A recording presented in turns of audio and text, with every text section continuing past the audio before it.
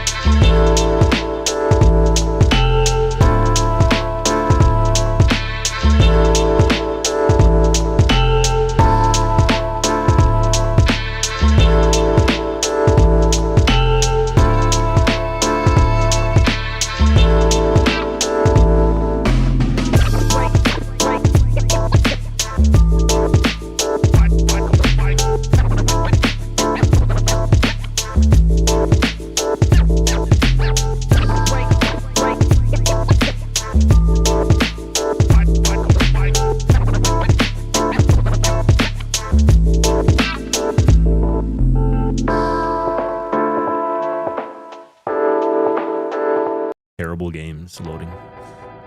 Buff Nation! Let's go. Squad!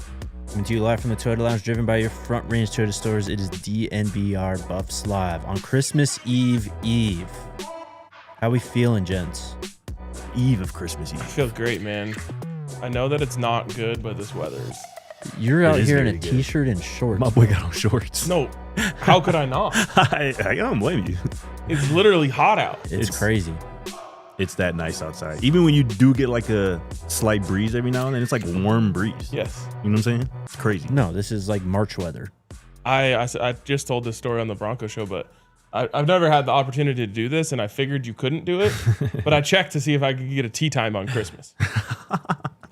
Damn, you can't? No, I mean... I would look you would have went with you. I'm happy for the golf course employees that they don't have to work on Christmas. But I was like, hey, let's just see. Maybe they're, trying to get a few bucks in before the year ends. I was telling Jake yesterday, like, it's somebody like myself from Chicago who, whenever Colorado throughout my life was just brought up as a state, like, there's just this thought that it's just a cold state. Yeah, snowy. It's just not true. And like, I'm kind of making it my point to let people know that Colorado's not how you might think it is. It's I will actually support you in that journey. brother.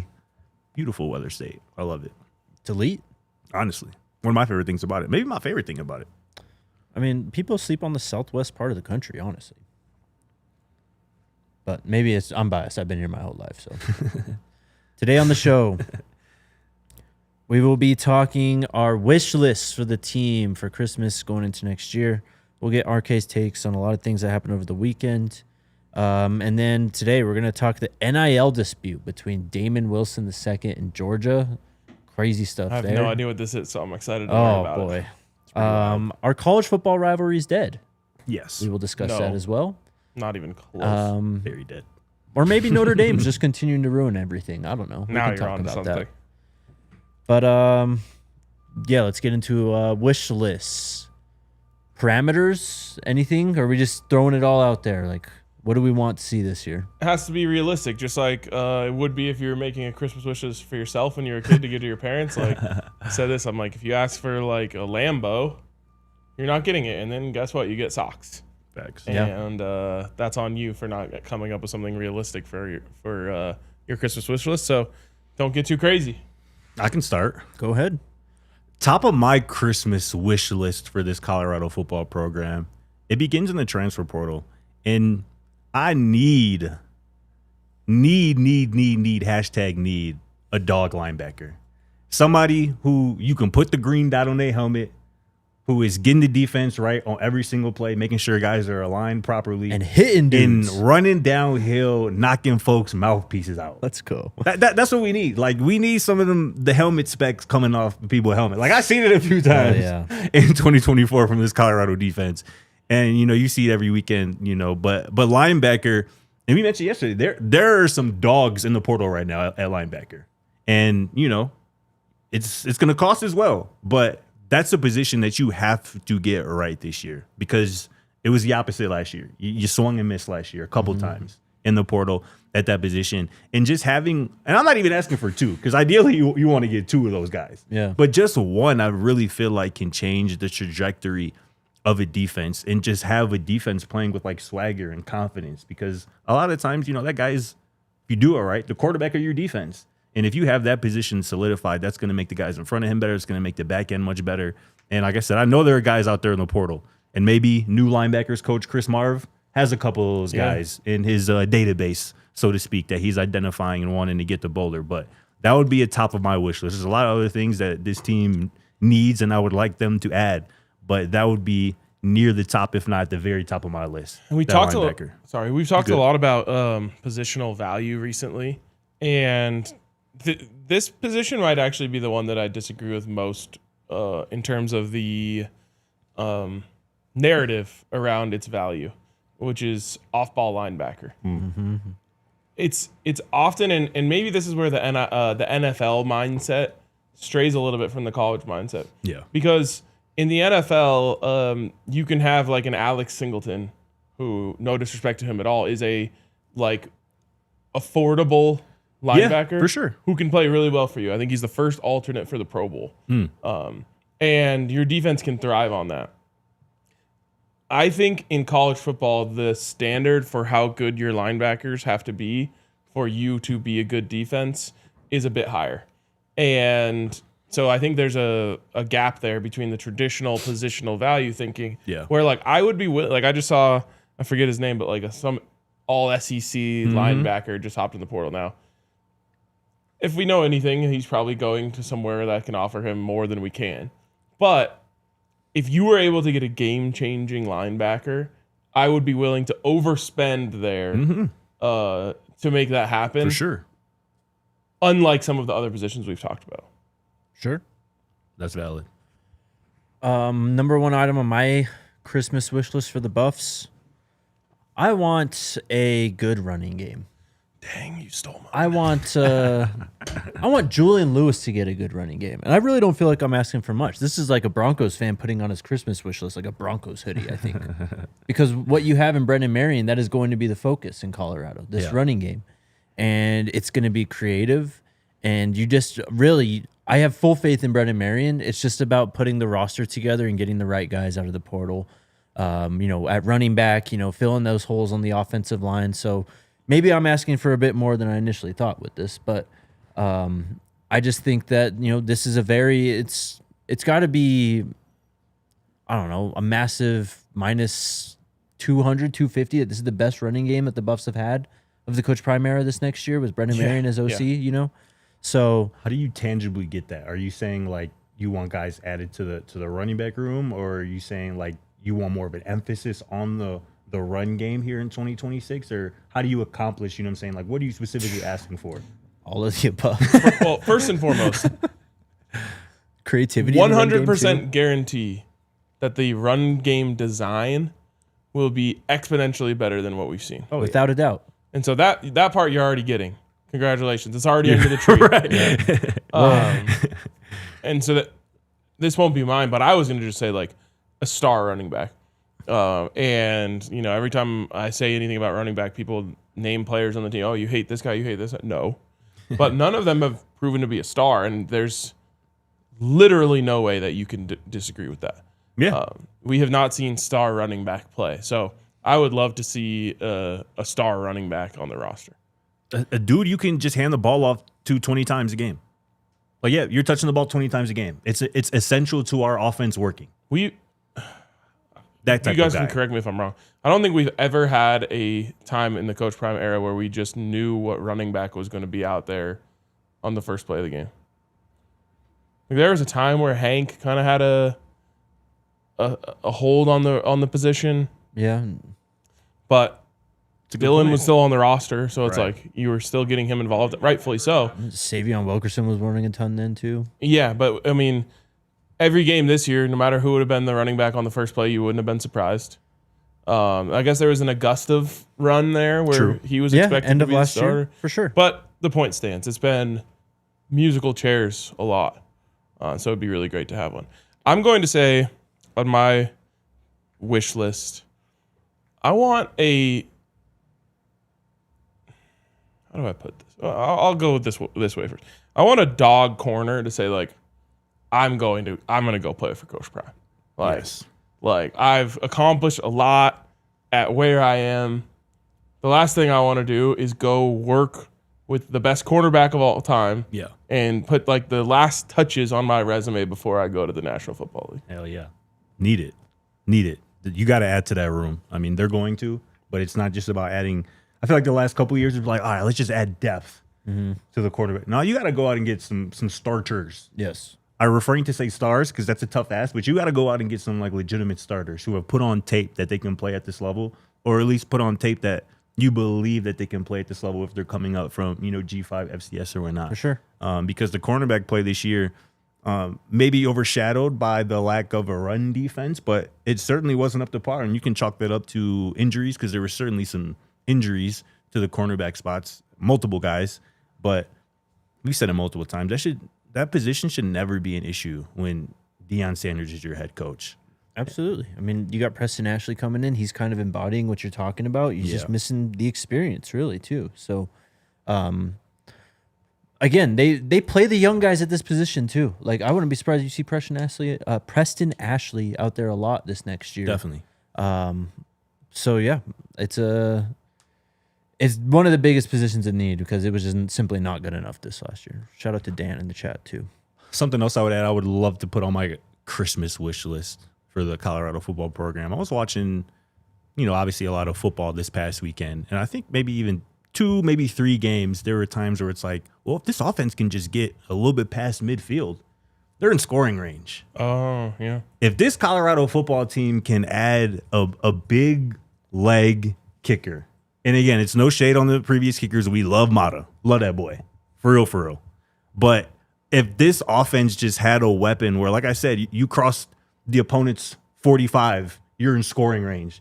How much of an asset that is to an offense, right? Because it impacts the way you call plays as well, right? You can take a little bit more chances if you know that you got 3 points kind of locked in. And especially, obviously, with the elevation up here in Colorado, it should be relatively easy to find a dude who can make 40, 45, maybe even 50-plus yard field goals with a relative ease. And like I said, that would just add, I think, to the floor of this offense. And I think that's something that's been missing in the last couple of years. I think Coach Prime has alluded to it. He was like, let's get points. Get points as often as you can. It doesn't always have to be a touchdown because scoring touchdowns are hard.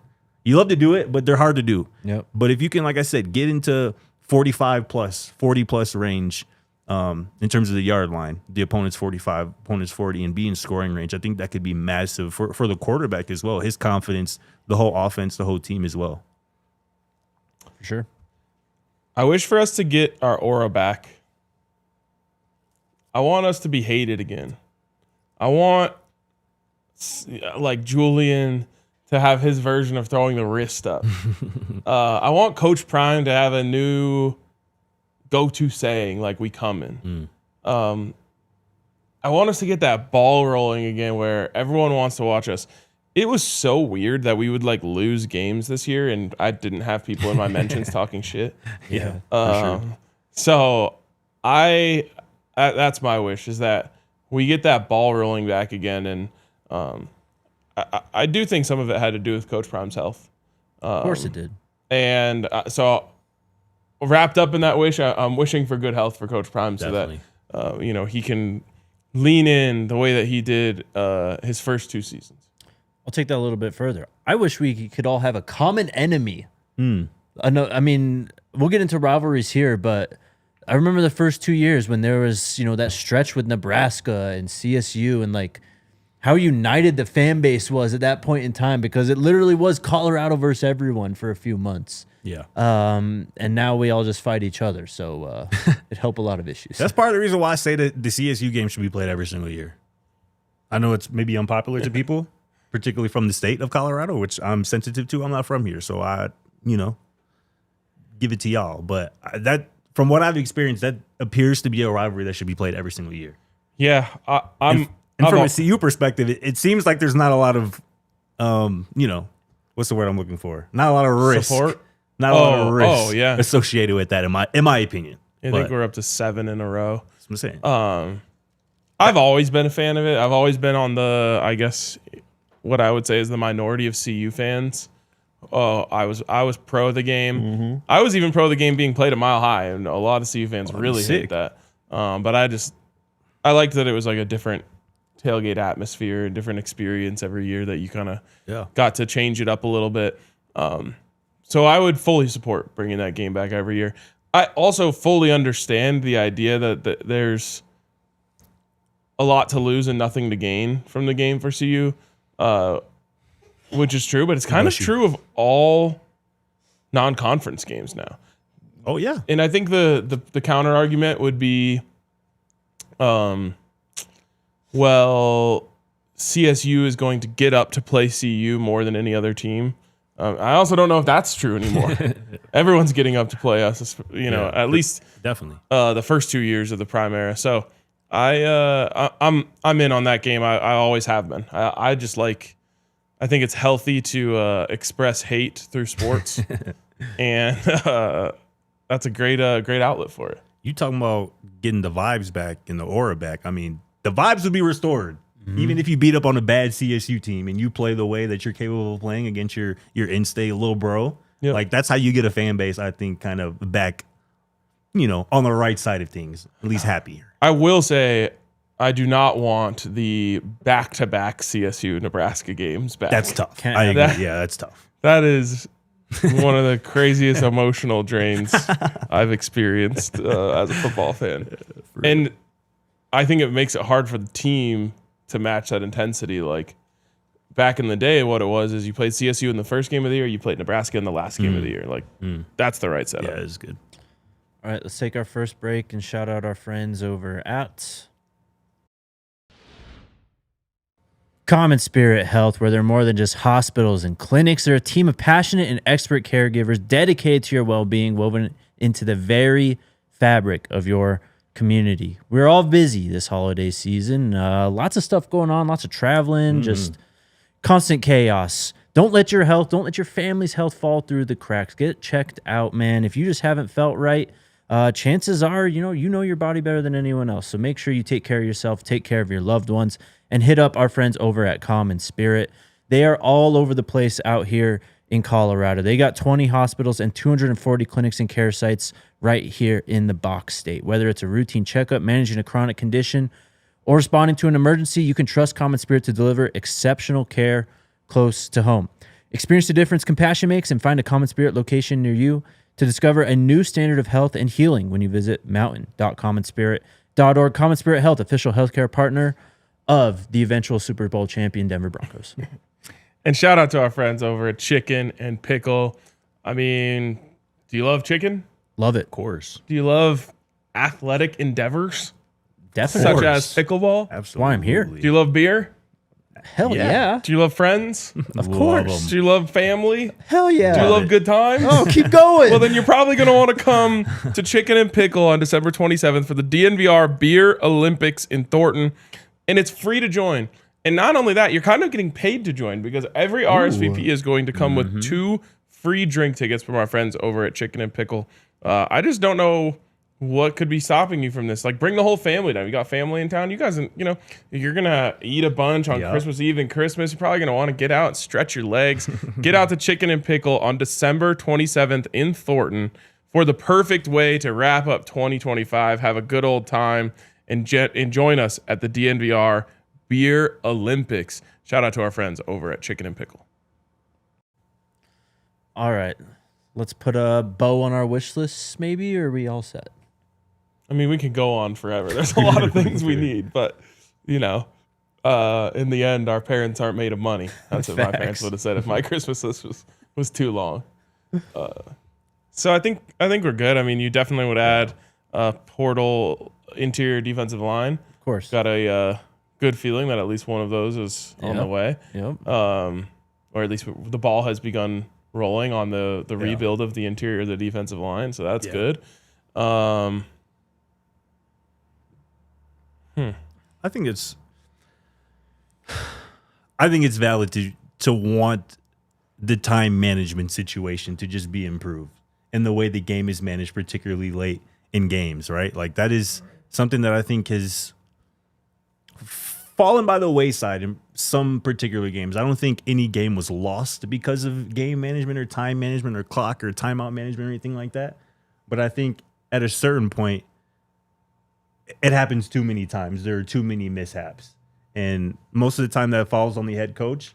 And I think if Coach Prime is honest with himself, he'll realize that he probably has to get better at that. And whether that's him or, getting in help, maybe having a Brennan Marion handle that stuff, at least offensively, the time clock management, the timeout stuff. Or just be involved.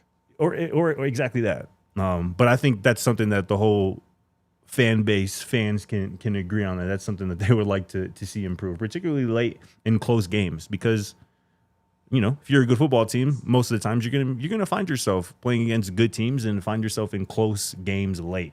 And those type of little decisions, when to call a timeout, when to hold a timeout, stuff like that can really impact games a lot of times. So that's something that I think can certainly be better. No doubt. I mean, it has absolutely impacted games, and yes, the clock has been mismanaged at points. To me, this is one where I think it would be very easy to find someone who wants to come in here and be your analytical analyst, your analyst for time management. And they when I say analytics, I mean they can use and they can tell you, hey, the math says this, the analytics say this, and you don't have to always go with that. Yeah. But it's nice to just have that on the headset. It's something that's very common in the NFL. To just have someone who's in charge of that stuff. Yep. And like Coach Prime is someone who coaches off of his gut a lot. Right. And so I don't think that's ever going to change. And he's someone who trusts his gut. And I think it's part of what makes him him. But it's just nice to have the information. Definitely. There it is. We'll put a bow on the wish list. We'll see what shows up under the tree in a couple days, I guess, right? Hell yeah.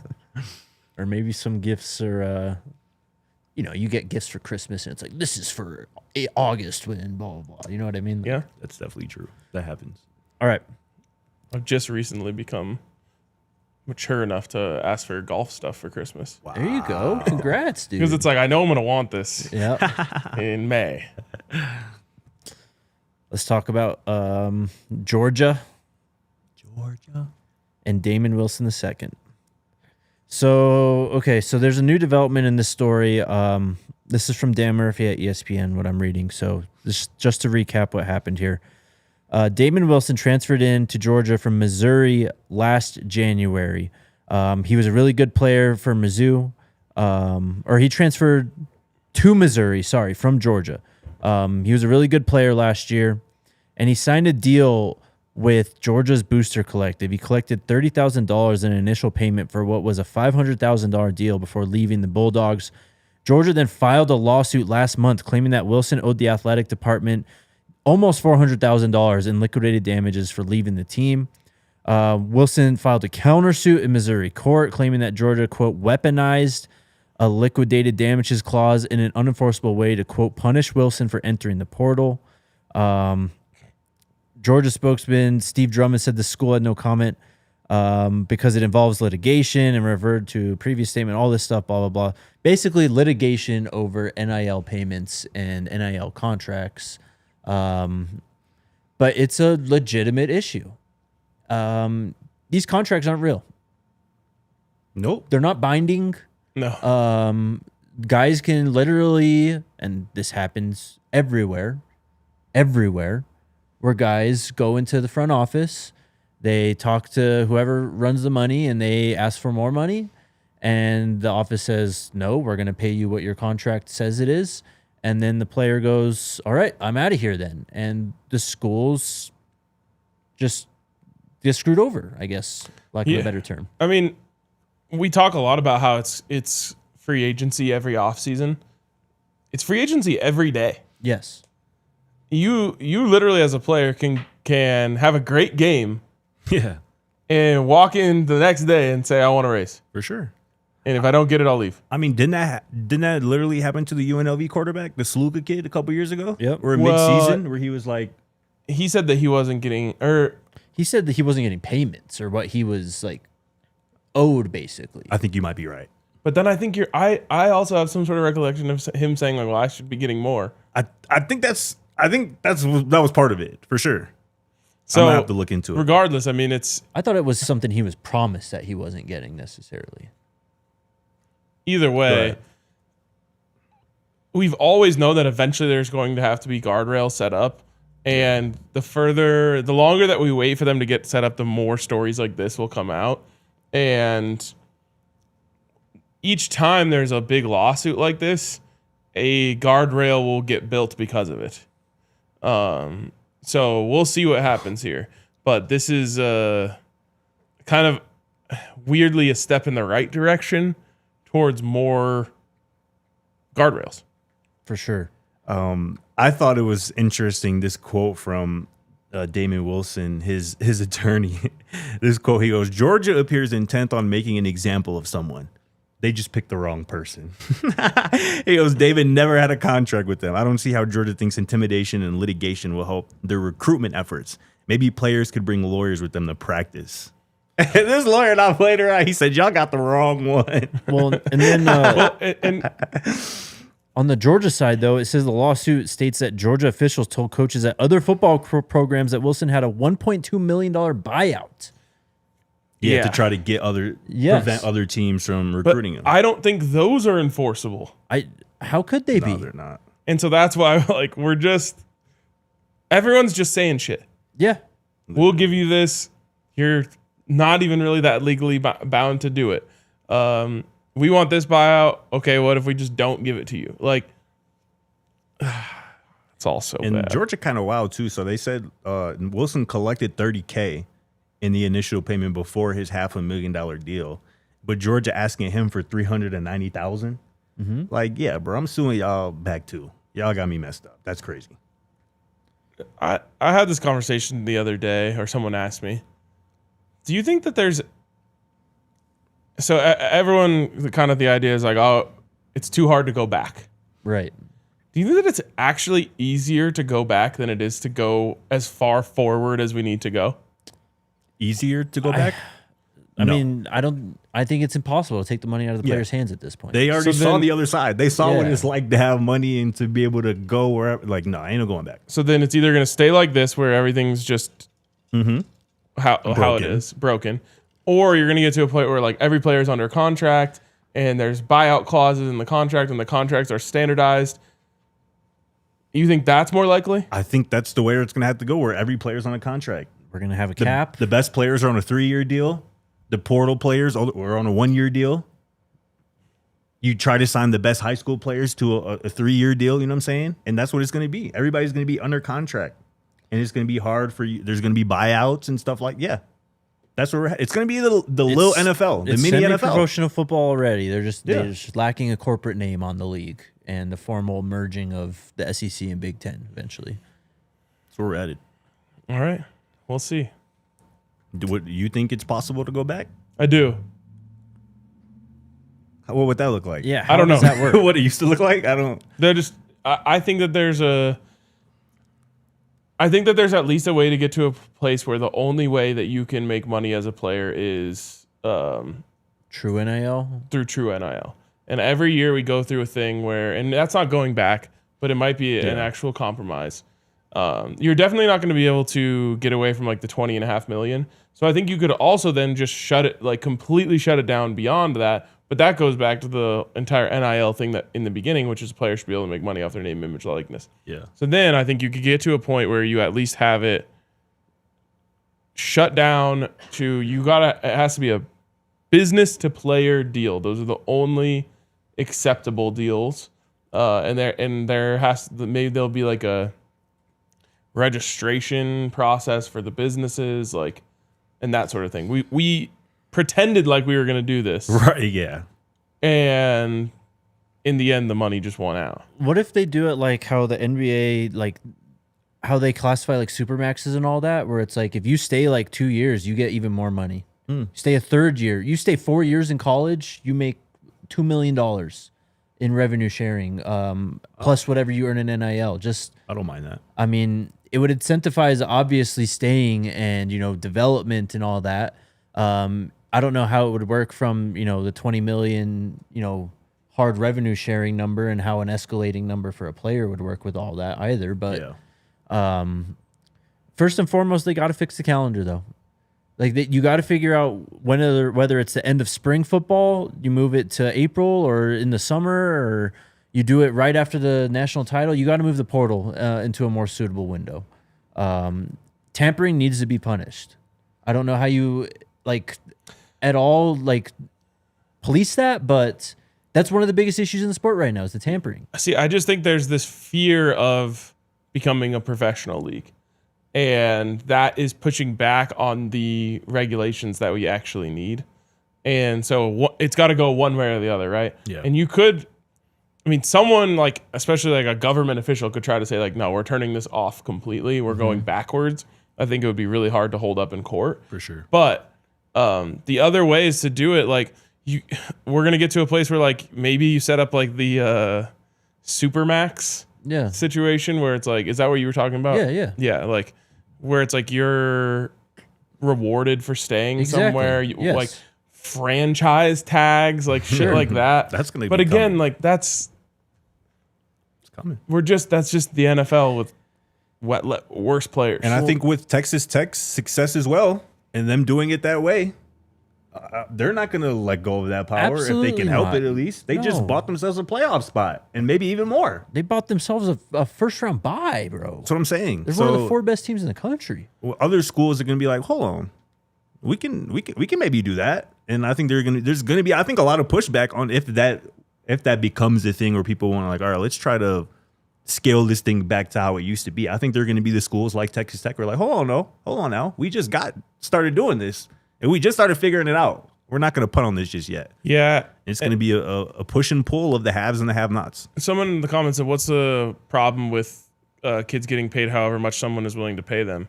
It's why other sports have salary caps. Because it ruins the sport.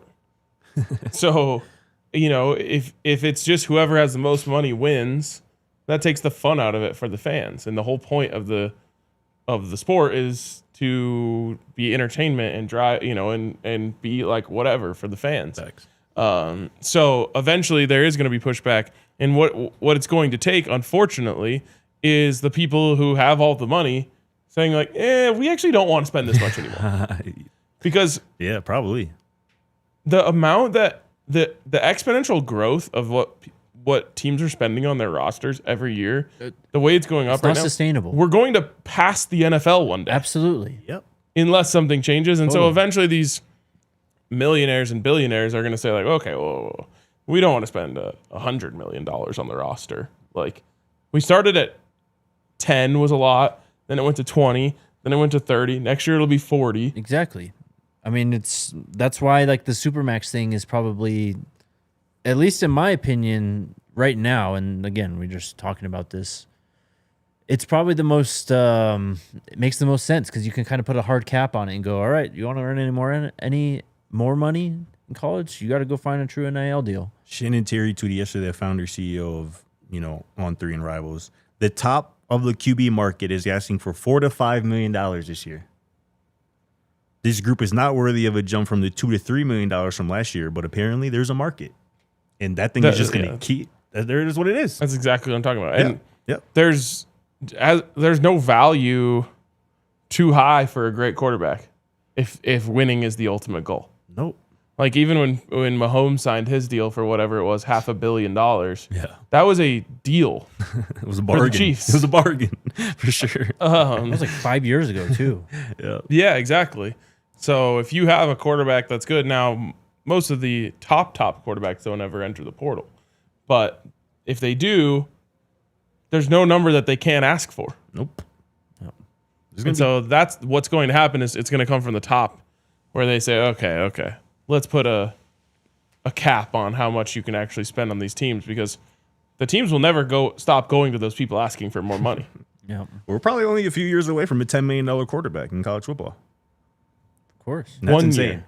For 1 year. Right. For 1 year. No, I'm saying we're 1 year away from that. I don't know about that, but it's coming soon, no doubt. Let's take our next break, and we got a lot more to talk about. Shout out to our friends over at Taco Bell. You already know what it is, man. The GOAT in terms of menu innovation and bringing back classics. Scotty, what do you and Nikola Jokic have in common? neither of us, unfortunately, have tried a quesarito just yet at least. You're sleeping. Yeah. I'm telling you. It was a tragedy. It was taken away, but thankfully they have brought it back in all its glory. I mean, two things that just went together almost better than probably peanut butter and jelly, a quesadilla and a burrito. Yeah. One of the best menu innovations of all time. They've been crushing it all year with their throwback menu. And of course, that Buffs box. Unfortunately, the Buffs box is gone for the rest of the year. But hit up Taco Bell. Let them know what student athletes you want to see on the collector cups for the 2026 season. Going to be lots of new faces here, some familiar ones as well. But yeah, let's get on it. Put your comments in the chat. Let us know who you think deserves to be featured next year. And live Moss with our friends over at Taco Bell. And shout out to the squad, our good friends over at Toyota as we sit here in the beautiful Toyota Lounge. You already know that Toyota is the official vehicle of DNVR. Toyota is offering 17 different models available all-wheel drive or four-wheel drive. They got 16 different hybrid vehicles to choose from. And these Toyota SUVs specifically, they just take command on the road, on the trail. You know, whether you're in weather or whether it's sunshine, wherever you're at, Toyota is the vehicle to get you where you need to go. So visit your Front Ridge Toyota stores at a location near you. Auto Nation Toyota, Arapahoe and Centennial, Corwin Toyota in Boulder, Groove Toyota in Littleton, Mountain States Toyota in Denver, Stevenson Toyota East in Aurora, and Stevenson Toyota West in Lakewood. Toyota is the official vehicle of DNVR and a proud partner of CU Athletics. Shout out to Toyota. Let's go places. All right. Back on the show. Did you guys talk much about, just because it fits with our conversation right now, Kenny Dillingham's comments? Not his comments. We talked about him yesterday, but And go ahead. begging somebody to step up. Yeah. Yeah, I mean, that's where we're at. That's what it's going to take. And any school that isn't there, that's what they feel. It's kind of sad because Kenny Dillingham, one of the best young coaches in college football, and he has to straight up get in front of cameras and somebody please write us a check. Yeah. I mean, they've got the fans tagging like Phil Mickelson and John Rahm. Like, please write us a $20 million check is literally what he's asking for. And that's where we're at. Like, if you want to compete, that's what you need. And I think Kenny Dillingham is probably a proud guy. And he probably doesn't want to have to do that. Look like he's begging. Yeah. But if you want to win at Arizona State in particular, you need help from the millionaires or billionaires in the greater Arizona area. And the same thing is true of Colorado. Exactly right. And I tweeted this when Texas Tech won the Big 12. I said, college football in 2025. How rich is your richest fan and how bad do they want to win? That's all this comes down to. Unless you have such a strong base of alumni that are all giving, 10,000 instead of 10 million. But I mean, and that's not popping up in 1 year. And it's just not happening anymore. Right. It's a classic bystander effect. Someone else will do it. I don't have it like that. Right. Somebody got it. Yeah. There's got to be someone who can give 20 million instead of 200 people. A million of us giving 20. Right. MSJ, I don't think anyone's faulting the kids. I think we're just talking about the system. Did you see Jaden Gibson's tweet yesterday? Oklahoma wide receiver entered the portal. Is he the one who said, I'm not looking for a bag? Just to clear the air, I'm looking for a football opportunity, all caps, not a bag. This tweet has almost 500,000 views. That's where we're at. Yeah, because all of the have-nots fans are like, we can get this guy. Exactly. Totally. That's insane. Is he good? I mean, I think he's battled injuries. He hasn't really played since 23, but I mean, I was going to say, sadly for him and for our sport, when I read that tweet, my first reaction is he must not be very good. That's a lot of people probably thought the same thing, though. Yep. Sadly. Other big story in college football today is Notre Dame USC. And let me pull something up here real quick, too, because there's a lot of layers to this. And Yes, there are. Obviously, this rivalry has kind of been talked about for, I don't know, basically, I mean, for sure since USC left the Pac-12, but even kind of before then, you've heard stuff about, how much longer is this going to continue? Michigan broke off their rivalry with Notre Dame, I don't know, 10 years ago or so around then. Those two teams haven't played in 7-8 years, I think. But this is fallout from the CFP's decision, apparently, because Notre Dame, they made a whole fit about it. And then we talked about the clause for next year, right? Where if Notre Dame's ranked in the top 12, they automatically get in. Basically, USC is using that as grounds to end the rivalry. And they're in the right. Of course.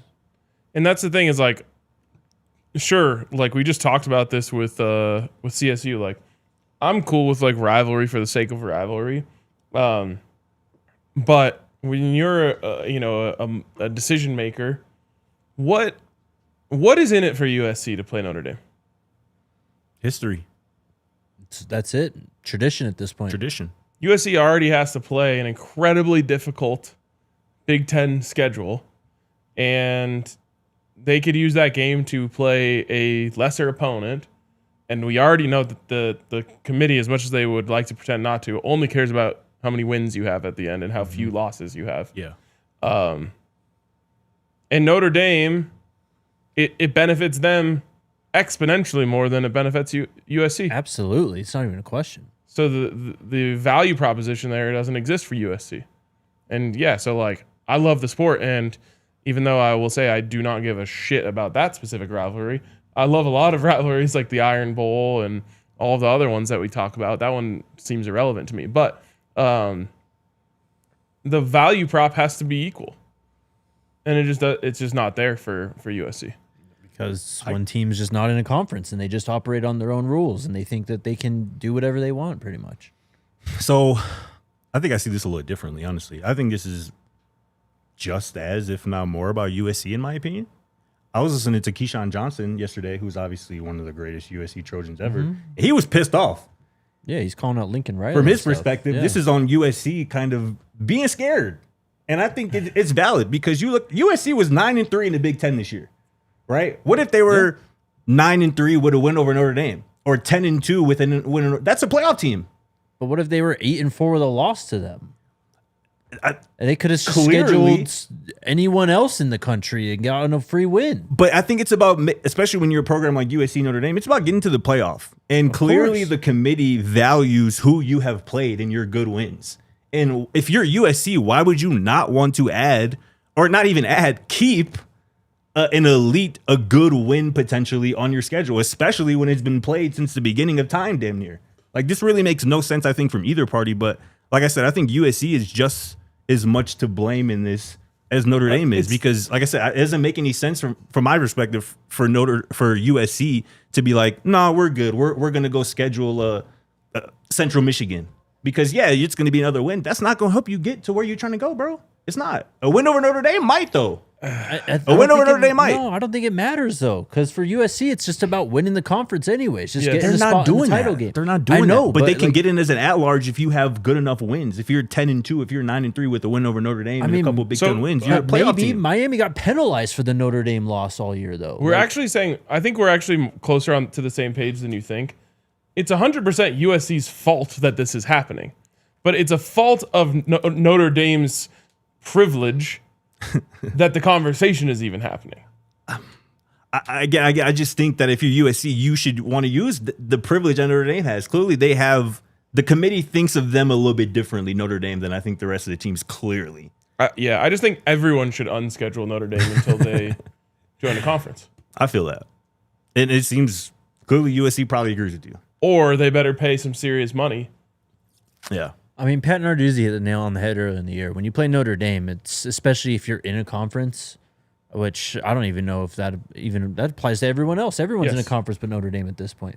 But it's just especially when it's late October, early November, and you're maybe sitting at, 5-1, 4-2 in your conference, and you're like in this race to make a title game, and all of a sudden you got to play, yes, one of the best teams in the country, but the game doesn't mean anything. Like, that's an issue, is it not? No, I think it's fair. I just hate to see these rivalries. That's why I said earlier, I think they are done. They are cooked because programs are choosing, they're being selfish. They're putting themselves and their potential playoff hopes ahead of or before these historic rivalries. The only rivalries that are in trouble are the ones that aren't in conference. True. And I don't think most that of the makes best them- ones are. We've lost a Probably. lot, though. But we have lost. that's what I'm saying. Like, not all of the good rivalries are intra-conference, though. Not all of them, but most of them. Fair. So yes, those rivalries are in trouble Yeah. because it just doesn't make sense. But at the same time, the scheduling rules that all these conferences are putting in place could open, like you have to play one Power 5 team or whatever in your non-conference. So that could, for Colorado, like you could just say like, oh, we're going to play Nebraska every year.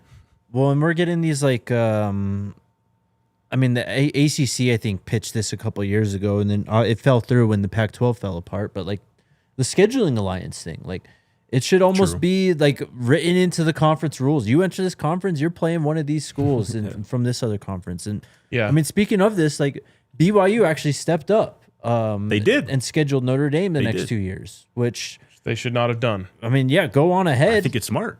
They were on the outside looking in of the playoff. I get it. I'm just saying everyone should agree we're not scheduling Notre Dame because someone in the comments said, why would Notre Dame? Yeah.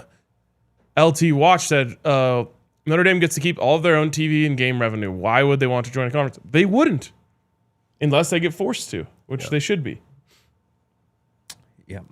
And I mean, the easiest people to do it should be the College Football Playoff Committee, who says they can just say we don't recognize teams that don't play in conferences. Yeah, they can't do that. They have no authority, bro. I do like BYU stepping think- up. I think it's going to be a good matchup, I think, for the next however long they're going to play it. I think that this was a message from the committee this year. Like they use the power that they do have With Miami and with Notre Dame. yeah. But, I mean, that kind of goes out the window when they got a clause with them next year to let him in if they're, Yeah, top 10. Yeah, I for bet you sure, that'll get actually. removed. I hope so. Because that's well, ridiculous. It ain't going to be removed for next year. That's how it's going to work. Notre Dame finishes 12th or better, they're in at this point. They could have 3 losses, 4 losses. I mean, yeah, they're going to start this year top 5. And then at that point, yeah, you just got to sure. not lose to 2 not good teams, you know what I'm saying, on your schedule. I mean, their schedule's already kind of a joke anyways. Of course. Okay, do you have thoughts on Chris Marve and Johnnie Mack?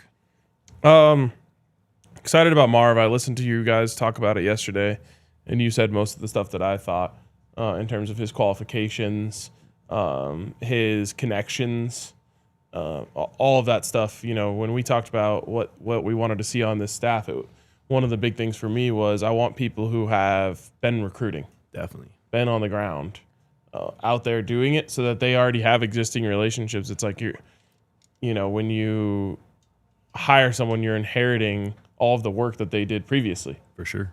And so I like that. I'm excited about that.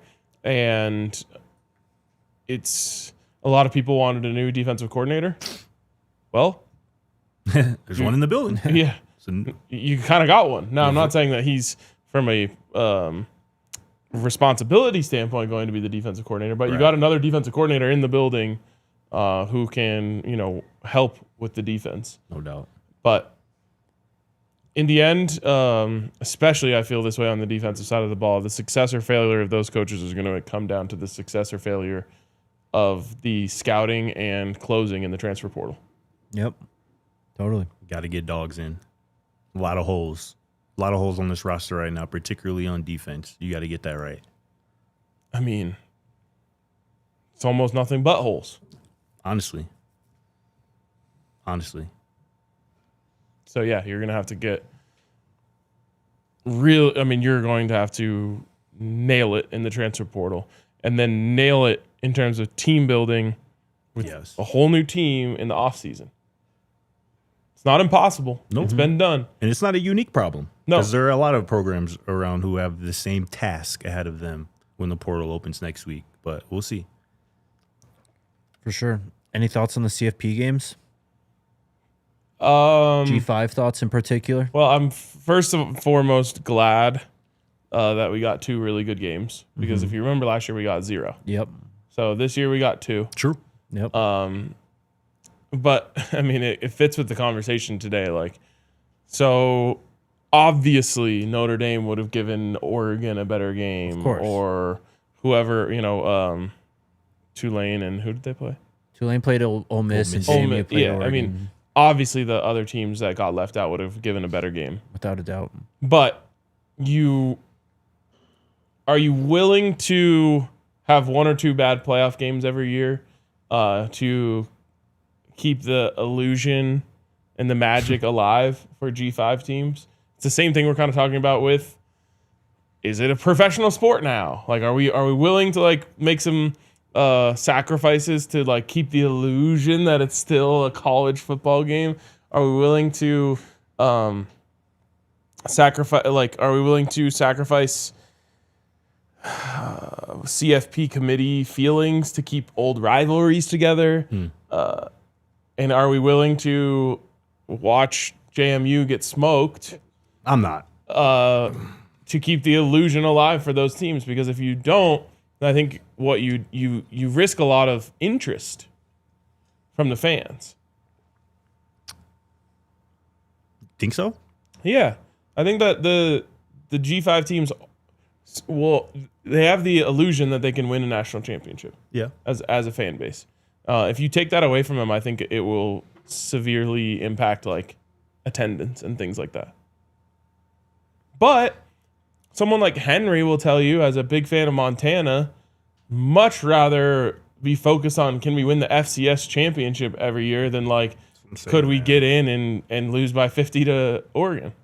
So maybe you could help, but I just think you're gonna have a really hard time telling Boise State fans like, good luck, you get to compete for the G5 championship now. Win your conference championship. That's a lot. That's a big deal. And if you get to a G5 national championship, that's a big deal. Like, that shouldn't be discounted as nothing. But you, as charading around like Boise State can win a national championship or a team like them, like that's Only crazy. in the video game. That's crazy. Yeah. Only in the video game. Half the slate, right? Half the first round slate of the college football playoff were blowouts. It was over at halftime, both of them. I didn't even watch the Oregon game. We should not have a 21-point spread in a playoff game. That's ridiculous. I was excited. I did my bit on whatever our Friday show was about how the fate of the universe was in JMU's hands, and like I was legitimately excited to watch the game. And they played all right offensively, honestly. Dude, on defense, it was like 3-play touchdown, 4-play touchdown, 5-play touchdown, 3-play touchdown, 2, and it was just like, well, this isn't even fun to watch. Yeah, bro, they were just calling whatever they wanted, and whatever they wanted was going to work. But this conversation is why I felt like the fate of the universe was in their hands. We needed like Oregon to fumble the opening kickoff and just like some crazy shit to happen so that we didn't have to have this conversation. We could be talking about how amazing it is that we got to see JMU pull off that upset and what that would mean for them. But when it comes to like size, speed, and strength, with everything on the line, there's no trap game or overlooking. Especially when they got to go on the road too. It's going to be really, really hard. It's going to be really, really hard for that to ever happen. Yeah. And the ratings would be better. All of that stuff would be better. More money would be made if those teams weren't in it. And so, like, the get-in price for the Oregon game was like $60. Wow. That's crazy. Yeah, so I have a feeling that'll be another illusion that's torn down. It's just what got to happen, honestly. They gave it a try, and I think that's commendable. And I don't hate them for trying it, but we've seen this experiment now. What about this, though? So, like, Boise did beat Oklahoma in a BCS Bowl. Mm-hmm. Right. And that's, like, one of my favorite memories of watching college football ever. I remember, yeah, for sure. Vividly remember that. They, like, I guess you could say earned it more than what we're doing right now, which is like, well, we promise a G5 team will always get in. Could you just remove that and say, like, leave it up to the committee?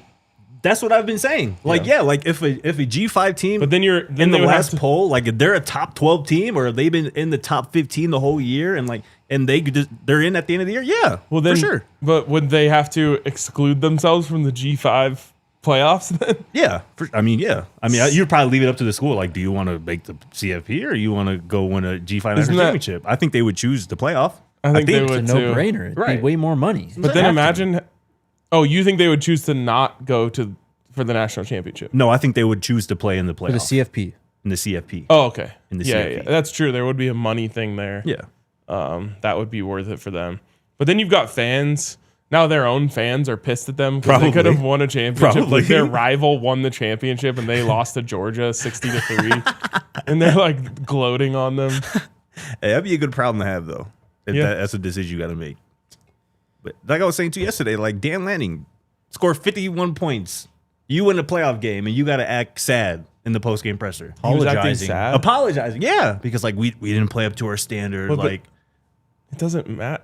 but that's what I'm saying. Like That's he has just- to act like that because they only beat JMU by 17. He doesn't have to do anything. That's clown shit from him. Oregon players were talking it's the about playoffs. it. Like, we had to treat this like a loss at this point. For real. Well, then go home because it's the playoffs. That's what I'm saying. Like, but that's a byproduct of letting these G5 teams in. By the way, did I go 3-1 in my picks? Yeah, bro. Of course you did. Of course you did. Of course you did. Hell yeah. I split. I Great, went 2-2. great I little went 2-2. backdoor cover from JMU there. Yeah, it was crazy. Ridiculous. All right. Let's go do super chats and get out of here. First up, we've got Apollo. RK crashing out is at the top of my wish list. LOL. Give it up a rant, brother. I hope my crash out days are over, man. That means that we win. The only time you're going to get me to crash out is after a winnable football game that we gave up. Let's go. Apollo also says if NFL teams have caps, so should college teams. We're heading that way. We're heading that way for sure. We're cooked, man. Yeah. Apollo also says Dylan Edwards would be perfect in this new offense. We'll see. He really would. Got No it. matter, like I saw there was pushback against that in the comments. But just from a pure factual standpoint, Of course, yeah. this would be a great offense for him. I just think we Just got. like it will be for DeKalen Taylor. So say, I feel like we got him at home. We got Dylan Edwards at home. His name Trackhawk. But isn't that phrase, it's kind of a negative thing? No, Yes. I don't think so. Yes. Sure, I guess you can. It's like, Because if somebody's if like, I say I want Taco Bell, my McDonald's, mom's like, right. we got Taco We Bell got at home. tacos at home. And then she's making like Sure, tortillas with Well- rice in them and some like refried beans, and it just doesn't hit the same. I guess that depends on if moms can cook. Maybe a little bit. but- My mom can but cook. She I just think can't she can cook too. Right. Taco Bell. You know, Fair enough. if we're having like chili, Yeah. then she's right. But I think that term is in a negative context. Maybe I don't use it that way, but Okay. I can definitely see how you. Yeah, for That's sure. because your dad's just such a good cook. for sure. If we got it at home, that's a No, good thing. no. You know what I'm saying? My mom and my dad are both good cooks, but Definitely. yeah. Same with like illegal Pete's. You just can't make that at home. No, Absolutely. I wouldn't even try. No shot. Shout out to Can't even. Where are you even gonna find a tortilla that big? For real, or I'm gonna find that chili. True. Yes, we will have 2 shows tomorrow and on Thursday. Tomorrow's show, they're both pre-recorded. They're just best of shows, compilations of our favorite interviews and stuff. Tomorrow at 1:30, and then Christmas at 9:30. At 9:30 in the morning. 9 a.m. 9 a.m. in the morning. That's the plan. And then we'll have something for you Friday as well. But that's going to do it for us here. Should be fun to watch those best of shows. Yeah, Sure, there's a lot some- has happened. Some good vibes in there. Some There good definitely memes. is. Definitely is. So we'll see you guys, sometime in the near future. Merry Christmas. Merry Be safe out there. Christmas to everybody out there, man. Appreciate y'all. Merry Christmas, y'all. Let's go Buffs. Let's go Buffs. We all silly like the mayor.